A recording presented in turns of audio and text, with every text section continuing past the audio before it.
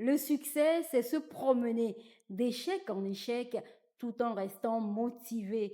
C'est sur cette citation de Winston Churchill que je vous souhaite bienvenue dans Succès, votre magazine de l'économie sur la télévision togolaise. Notre invitée aujourd'hui est Madame Edjou Dodi Adjovi. Elle est entrepreneure, elle est promotrice de la société Julado. Pour ce qui nous regarde, Madame, que fait votre structure? Je m'appelle Madame Edou Adjovi Doji Nedake. Je suis la DG de la société Julado depuis 2013, une société spécialisée dans la production et dans la commercialisation des jus locaux. Nous sommes à 10 saveurs, 30 contenances, avec la marque Julado sur le marché national et international. Très intéressant, on va y revenir dans le courant de cette émission qui démarre avec le sommaire. Dans ce nouveau numéro de succès, nous allons faire un tour à Betra, un bureau d'ingénieurs à conseil implanté au Togo depuis 2014 et qui contribue fortement au développement des infrastructures au Togo. Et pour la qualité des constructions, une jeune femme se démarque. Elle est dans la distribution des matériaux de construction. Pour finir, nous allons revisiter le partenariat entre l'État et le secteur privé. Une collaboration qui, selon le gouvernement, va contribuer à accélérer le développement économique du Togo.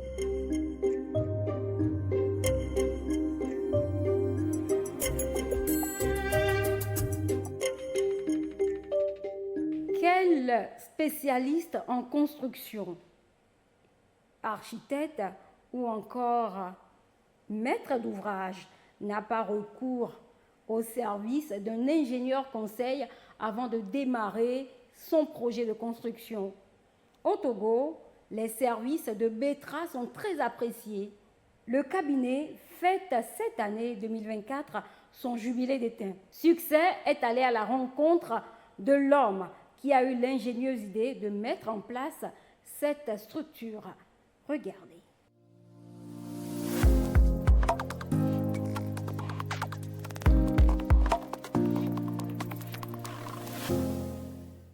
Le développement des infrastructures est au cœur de la feuille de route gouvernementale Togo 2025.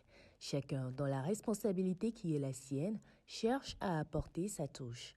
Comme Lan Abassa, ingénieur en génie civil, diplômé de l'École nationale supérieure d'ingénieurs ainsi de l'Université de Lomé, a créé BETRA, le premier et l'unique bureau d'ingénieurs conseil de droit togolais certifié ISO 9001, 45001 et 14001. Depuis 2014, j'ai décidé de bâtir Betra. Betra, c'est un bureau d'ingénieurs conseil qui fait les prestations d'études, de contrôle, d'audit technique aussi dans le domaine des infrastructures de transport. Et lorsqu'on parle de domaine d'infrastructures de transport, c'est les routes, les ponts. Également dans les aménagements hydro-agricoles, l'assainissement et l'énergie renouvelable comme conventionnelle, et également dans des bâtiments industriels. Les choses ont beaucoup évolué. Moi, je me rappelle lorsque j'étais revenu en 2014, les gens m'ont beaucoup découragé. Les gens ont dit, mais c'est pas possible de venir mettre en place ça ici. Il faut peut-être rester à l'extérieur et puis vous revenez de temps en temps, passer vos congés ici.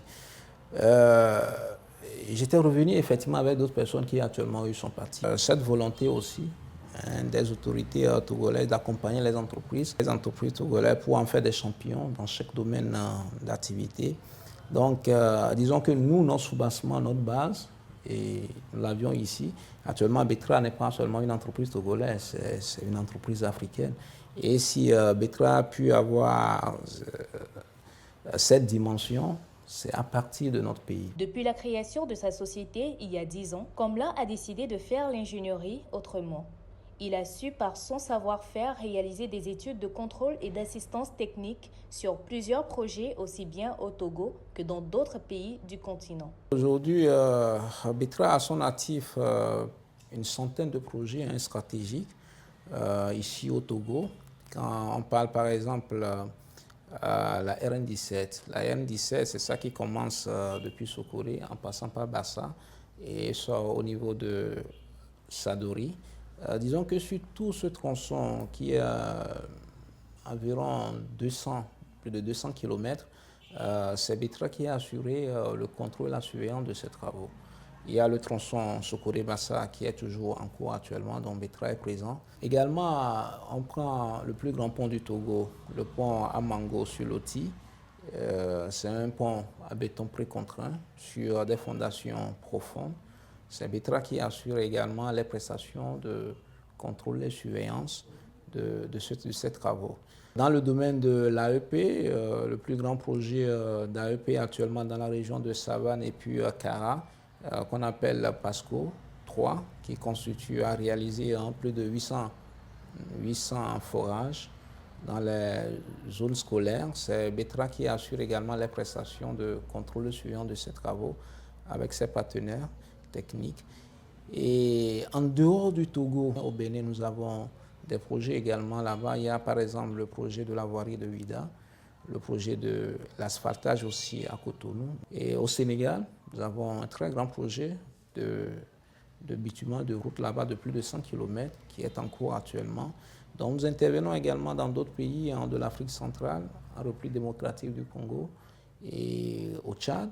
Nous avons des projets en instance également là-bas, au Niger, au Mali. L'engagement de l'ingénieur envers la qualité, la sécurité et l'environnement lui a valu 3 certifications ISO. Betra aujourd'hui, c'est une fierté nationale parce que c'est le premier et l'unique bureau d'ingénieurs conseil de droit togolais, bien sûr, qui a 3 certificats ISO actuellement. Betra est certifié ISO 9001 dans le domaine de management de la qualité. Également, Betra, c'est un bureau certifié ISO 45001. 45001 pour dire que nous sommes engagés dans la sécurité.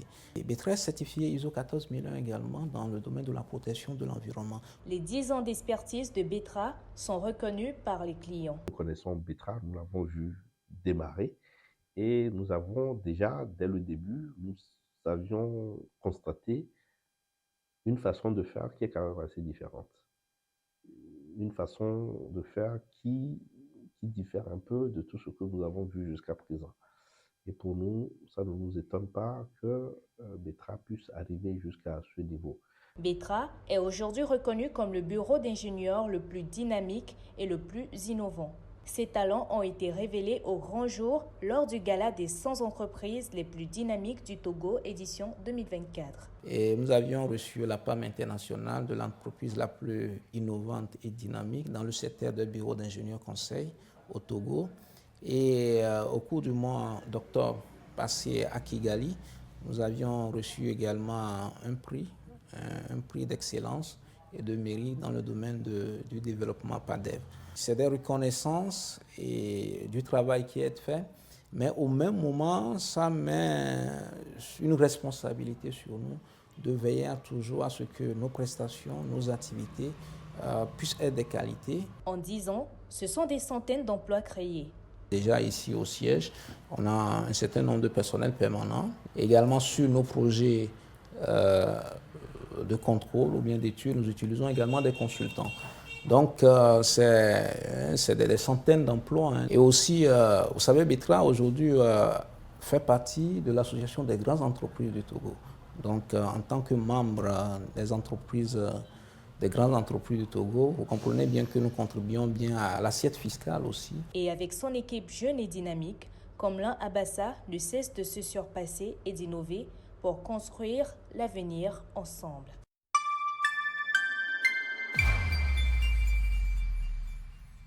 Quand on cherche à créer son entreprise, quelle est la première chose à faire selon vous? Selon moi, il faut d'abord avoir une idée d'entreprise. Après, c'est l'étude du marché ou bien l'étude du milieu, selon la cible que vous voulez, et aller maintenant pas à pas vers la création, c'est-à-dire tous les documents qu'il faut pour avoir la carte CFE au niveau de la Chambre du commerce de l'industrie du Togo. Et c'est en 24 heures, vous avez déjà votre carte. d'installation. Investir régulièrement dans la qualité, comme on vient de le voir avec Betra, est-ce que c'est une des clés de la réussite? Oui, c'est l'une des clés parmi d'autres parce que l'idée de projet étant déjà là, le promoteur qui a l'art en soi arrive à grimper pas à pas les étapes de l'entrepreneuriat. Après ses études, comme il a dit, il est revenu au pays pour pouvoir mettre en place Betra avec des collègues. Et vous allez voir qu'il a dit que les collègues sont retournés et lui, il est resté. Malgré les difficultés, la pression, il a su rester parce qu'il a en lui l'esprit d'entrepreneuriat. Alors, avec tout son parcours en études, en stage fréquent, il a su ramasser les ressources humaines, les ressources financières, les ressources matérielles, vous voyez, et logistiques pour pouvoir mettre en place Betra. Alors, c'est un peu de choses à conjuguer, mais pas à pas. Et c'est là, aujourd'hui, une entreprise, plus de une centaine d'emplois, les emplois permanents et qui sont déjà déclarés à la CNSS, oui, et l'impôt, la fiscalité qu'il paie. Et il est au Togo, il est en Afrique. Et voyant ses œuvres, waouh, félicitations. Alors, investir, c'est tout un tas de pierres que nous devons mettre à l'édifice Pour la réussite? pour la réussite et pour le succès. Ok. Et si on revient encore à Komla Abassa, son tour de force, c'est d'avoir atteint la taille critique. Je m'explique, c'est d'avoir pu suffisamment rassembler tous les moyens pour faire face à la concurrence aussi bien nationale que internationale. Alors, quel conseil donnez-vous aujourd'hui aux jeunes startups que vous coachez pour qu'ils puissent devenir un groupe majeur comme celui que nous venons de voir? Merci, madame. Le conseil que je pourrais donner à nos jeunes frères, jeunes sœurs qui sont dans l'entrepreneuriat est des fréquents stages. Beaucoup de jeunes que je coach, déjà en première année d'université, les vacances, moi, je leur conseille d'aller en stage. Et les startups, c'est ceux qui sont déjà sur le marché, ceux qui ont déjà innové. Et quels conseils il faut concrètement leur donner? Ils sont déjà sur le marché, mais beaucoup manquent d'expérience. C'est pour cela que, étant déjà sur le marché, nous essayons de voir comment les conseiller dans beaucoup de choses.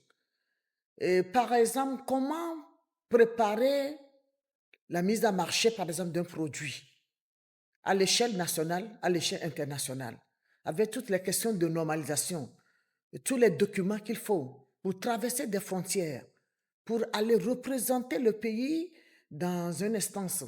Donc, c'est tout cela que je disais que mes conseils est que il faut des stages, il faut des approches, il faut quand même aller vers, voir de loin, qu'est-ce qui manque aux startups. D'autres formations. Des formations, effectivement, en ligne qui se font en digitalisation, des formations et feront d'eux vraiment des exemples de réussite au Togo. Un autre exemple d'entrepreneur très investi dans le quotidien de son pays, Brim Faouzia. La jeune dame, elle est dans la distribution de matériaux de construction et d'équipements médicaux. Nous avons fait un tour dans son entreprise. Suivez.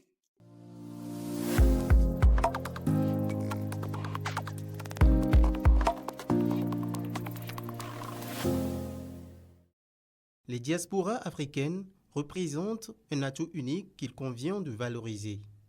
Outre les flux financiers vers leur pays d'origine, elles contribuent grâce aux expériences acquises à l'étranger à la croissance économique du continent en y créant des entreprises. Brim Faouzia en est un exemple. J'ai grandi en Belgique où j'ai fait des études en coopération, développement, diplomatie. Ensuite, j'ai continué avec un master en droit des affaires, droit international des affaires, où j'ai eu la chance de collaborer avec un très grand avocat qui a beaucoup travaillé pour l'Afrique, qui est d'ailleurs devenu mon associé dans SID. Malgré que j'ai grandi en Belgique, j'ai toujours rêvé de rentrer au Togo et de faire quelque chose.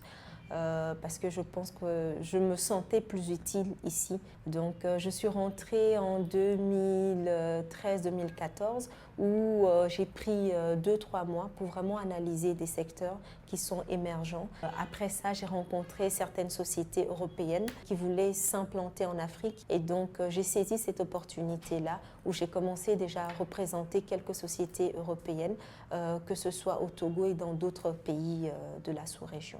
La jeune femme a choisi, elle, de se positionner sur le marché de la distribution. Elle a créé la Société internationale de distribution, SID. Sa principale activité, les matériaux de construction de haute gamme. Les matériaux de construction, parce qu'il faut savoir, comme on le dit, le Togolais a une brique dans le ventre. Le Togolais, dès qu'il commence à travailler et à évoluer professionnellement, veut vraiment construire sa maison. Du coup, j'ai identifié ce secteur en me disant, ok, voilà, il y a des choses à faire dans ce secteur. Le Togolais aime construire et quand j'étais rentrée, j'ai vu qu'il y avait plein de constructions partout. Il y avait des grands projets d'État aussi dans le secteur de la construction et donc j'ai vraiment analysé ce secteur-là et qui dit construction dit les matériaux de qualité et donc on a commencé effectivement avec de la peinture écologique qui n'a pas d'impact négatif sur la santé. On a importé d'autres matériaux de qualité. Lancée depuis plus de 10 ans, la start-up ne se plaint pas. Son business évolue normalement dans un environnement économique propice aux affaires. J'ai eu la chance, on va dire, depuis pratiquement 10 ans d'évoluer dans le business au Togo. Et je peux dire d'année en année, ça s'améliore. On voit que vraiment, de manière générale, les clients optent de plus en plus pour la qualité. On voit également que les clients sont de plus en plus nombreux. Travail de terrain, effectivement, qu'on fait. Donc, on peut dire de manière générale, même quand on analyse les rapports au niveau international, etc., on n'arrête pas, justement, de classer le Togo parmi les pays, justement, où le climat des affaires est de plus en plus favorable et propice. Donc, nous sommes vraiment heureux de tout ce que le gouvernement met en place, justement, pour favoriser le climat des affaires de manière générale, pour favoriser l'entrepreneuriat des jeunes et pour favoriser l'entrepreneuriat des femmes. Grâce à une gestion efficace, SID s'est rapidement mué en une jeune pousse d'une trentaine d'employés sur l'ensemble du territoire. Nous importons les peintures et les PVC de la société CIPEC. Nous avons des annexes un peu partout au Togo. Si un client nous demande à faire la livraison, donc nous facilitons la tâche au client. Et nous faisons aussi les livraisons, parfois gratuitement. Les produits de la SID sont très appréciés. Je choisis ma SID parce que les produits ce sont des produits de qualité. Par rapport à produits que les marché et clients. L'une des plus belles réussites de Brim Faouzia, c'est le contrat avec la société luxembourgeoise spécialisée dans la fabrication d'équipements médicaux. On représente une société qui s'appelle B-Medical System, qui est une société luxembourgeoise en fait, qui fait tout ce qui est chaîne de froid médical, donc la conservation des vaccins, la conservation du sang, des produits sanguins. Et en fait, on se rend compte que ça aide vraiment à sauver des vies. Et avec ces équipements, maintenant localement, les gens peuvent au Togo se faire soigner correctement. La Société internationale de distribution est certifiée par Veritas. Ces produits sont disponibles en gros et en détail.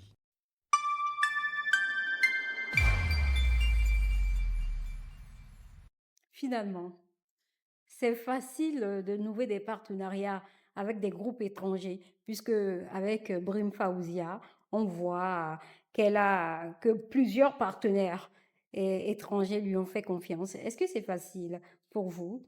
Oui, c'est facile d'avoir des relations avec des investisseurs étrangers. Et pourquoi? Parce que dans l'agroalimentaire, le marché est déjà là. Beaucoup de diasporas qui résident en Occident ont besoin des produits locaux au Togo. Alors, il y a des agences, il y a des cabinets, il y a même des banques qui peuvent vous mettre en relation avec les investisseurs étrangers. Les coûts de transport constituent l'une des difficultés de cette entreprise. Quels sont, selon vous, les autres freins à l'entrepreneuriat en Afrique et ce que vous constatez régulièrement sur le terrain? Le coût de transport, effectivement, est un peu élevé. Et à part le coût de transport, ce sont les tracasseries douanières. Au niveau de ZLECLAF, la zone libre d'échange des biens, et c'est difficile de traverser certains corridors. Alors, nous sommes en plein travail avec le ministère du Commerce, le commerce extérieur spécialement, par rapport pour voir comment améliorer ces conditions de traverser des corridors pour tous ceux qui sont dans l'entrepreneuriat ou dans le secteur privé, surtout les femmes. Et comment vous arrivez à ôter ces freins-là pour continuer à travailler? Quand vous allez voir les protocoles des ZLECAf, nous avons 7 protocoles. Et il y a un protocole qui parle de la femme et de la jeune fille. Alors, ce protocole, au sein de ce protocole, il est prévu comment aider les femmes, les jeunes filles à traverser les frontières aériennes, terrestres, pour pouvoir aller vendre en Afrique. Alors, le climat d'amélioration des documents qu'il faut. Alors, ayant la 4 CFE, comme je l'ai dit dans la première question, dans ma première réponse, il faut que vous ayez votre quitus fiscal à jour, le quitus social à jour, par exemple, tous les documents qui disent que vous avez pris telle chose pour aller dans tel pays. Alors, et aussi, nous sommes en train d'informer nos femmes à ce que d'éviter de vendre des choses illicites. C'est ce qui fait que des fois, au niveau de certaines douanes, il y aura des problèmes.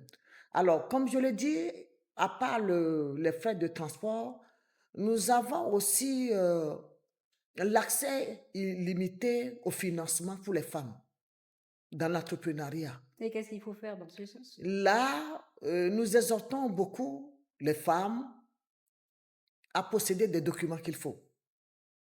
Pour que les banques puissent avoir confiance en elles. Aller à une banque ou prendre 1 milliard pour un projet, il faut tous les documents que la banque demande. Mais si une femme en entrepreneuriat n'a pas tous ces documents, la banque ne peut pas vous laisser ça. Parce que le plan d'affaires étant déjà rédigé, la banque a compris que c'est rentable. Maintenant, il faut une garantie. Alors, ces questions de garantie, il y a la NPGF, il y a l'inclusion financière, mais il faudrait que l'État puisse nous aider aussi à avoir d'autres mécanismes de garantie pour les femmes qui se lancent dans les business. Merci. Alors, succès continue en compagnie de notre invitée, Madame Edjou Adjovi-Dodi. Pour notre rubrique Tout sur l'économie, nous avons choisi de mieux comprendre le mot investissement. Qu'est-ce qu'un investissement? Quelques citoyens ont répondu à la question.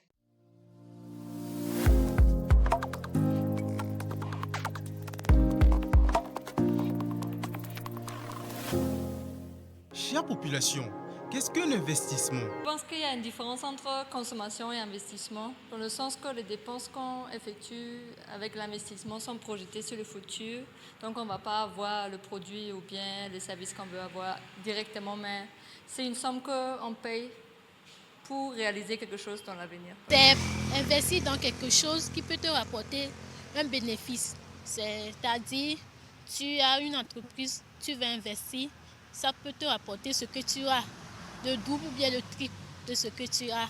Pas de perdre, mais de gagner L'investissement, selon moi, c'est le fait d'avoir son propre capital que tu vas placer dans une entreprise pour que ça, dans les jours à venir, ça te génère des bénéfices sans toucher à ton capital que tu peux retirer quand tu veux. Nous savons bel et bien que le revenu d'une personne est constitué de la consommation et de l'épargne. Et cette épargne peut servir à l'investissement. Et si cette épargne est insuffisante, donc on procède à des emprunts pour pouvoir faire l'investissement.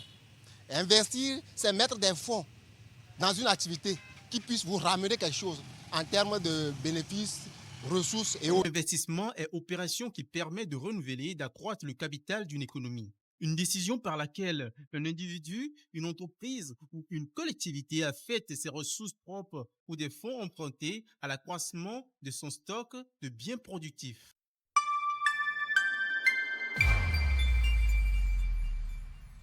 Parlons justement d'investissement. Au Togo, le climat des affaires est très favorable, vous l'avez dit vous-même. Une véritable alliance se dessine aujourd'hui entre l'État et le secteur privé, deux partenaires déterminés à faire front commun, à cheminer ensemble pour construire un Togo prospère au profit de tous les Togolais. Dans cet élan de partenariat public-privé, le gouvernement et le secteur privé se sont retrouvés mardi 19 novembre dernier pour leur première réunion. Alors, Madame Edou, qu'est-ce qu'un partenariat public-privé? Un partenariat public-privé est un partenariat où il y a un grand projet et là, nous avons un investissement venant de l'État et un autre investissement venant du secteur privé. Alors, c'est-à-dire que l'étude étant déjà faite, les rentabilités étant déjà connues, et là maintenant, il faut maintenant ces deux investissements pour un partenariat gagnant-gagnant. Et là maintenant, il y aura la réduction du chômage, le paiement de la fiscalité, beaucoup de choses.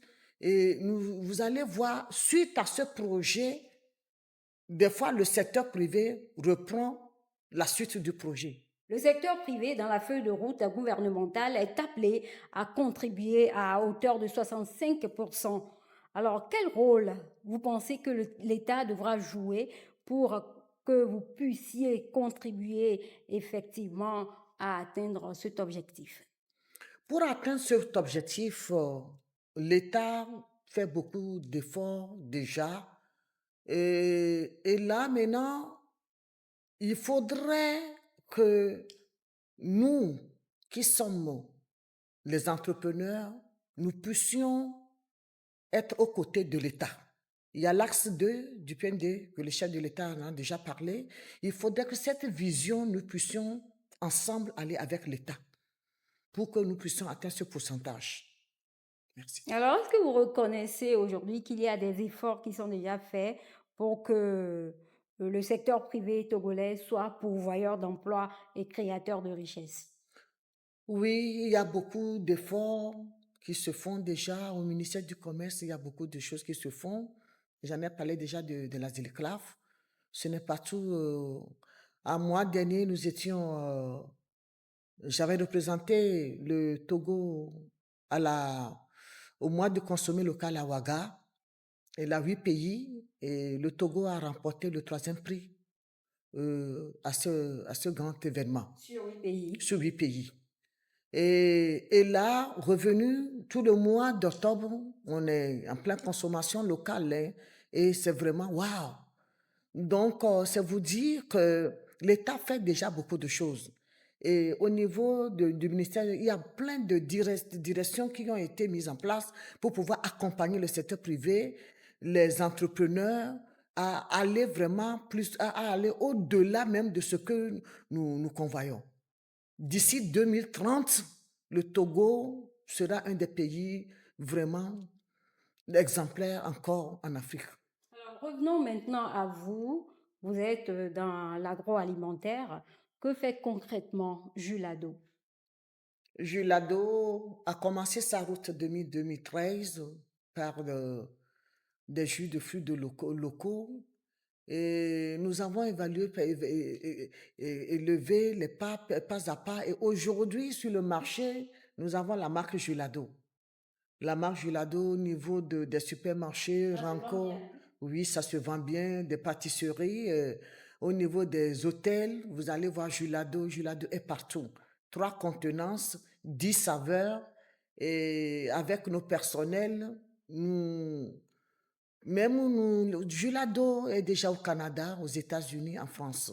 Dans la sous-région, au Niger, au Burkina, au Bénin, Julado est là. Vous êtes aussi présidente de quelques associations. C'est quoi ces associations? L'association dont je suis la présidente du conseil d'administration s'appelle la FEPROMAT, la Fédération des promotrices agro-industrie du Togo, qui a vu le jour depuis 2008 et là, qui compte au moins 1000 femmes membres et réparties sur toute l'étendue du territoire, et des femmes qui sont dans la transformation des produits locaux. Et nous sommes dans cette fédération travaillant en partenariat avec le ministère du Commerce, le ministère de l'Agriculture, le ministère de l'Action sociale et le ministère de l'Inclusion financière. C'est vous dire que ces femmes sont en train de relever le défi, mettre sur le marché le savoir-faire de leur grand-mère, mettre sur le marché du consommé local, tout ce qui est bio-conventionnel. Merci. Alors, merci Madame Edjou. Merci de nous avoir tenu compagnie tout au long de cette émission. Et à vous qui nous regardez, restez fidèles à Succès et surtout, prenez soin de vous.